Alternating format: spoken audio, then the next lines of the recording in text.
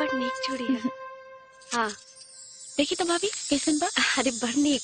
हाँ ठीक बा भाभी, जोन जोन जरूरत रहे तो मिलिए गई ना। हाँ चला चला।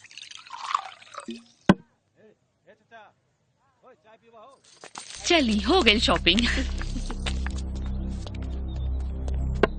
पप्पू भैया, ये तो साजन के इज्जत के तिजोरी है हो। देखा था रूप के खजाना कितना चमकता। अरे ये तो स्टार के मेहरारू ही हो, चिपरी जैसा थोड़ी रही। भाभी ये बदतमीज कौन हवे?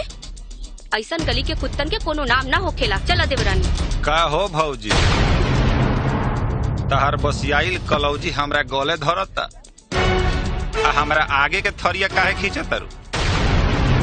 यह ड्यूटी पर जब डबल ड्यूटी होई तब पुरान हिसाब रफा दफा होई। अभी बताओ तनी, छोड़ी इनके। चला ए जाके उठा के लाओ सन।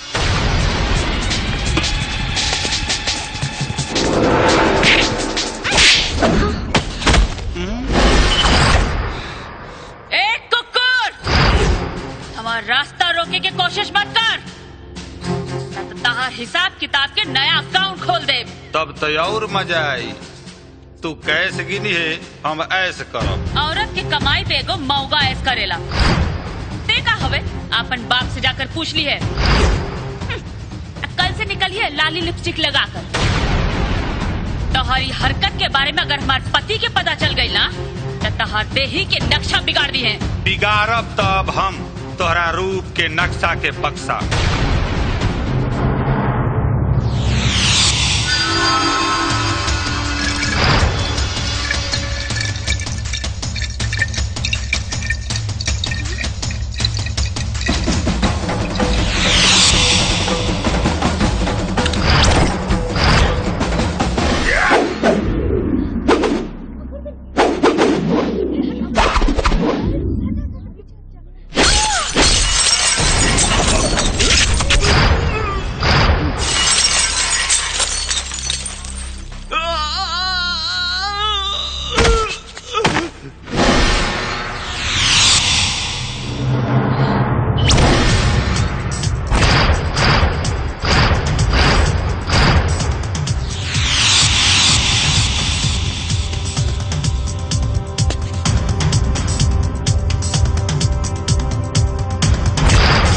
जान के रूप तो बच गई, लेकिन तोरा रूप के अपना हाई टेम्परेचर धूप में ऐसा जलाई कि तोरा हड्डी के सुरमा बना के तोर बाप अपने आंख में लगा के घूमी।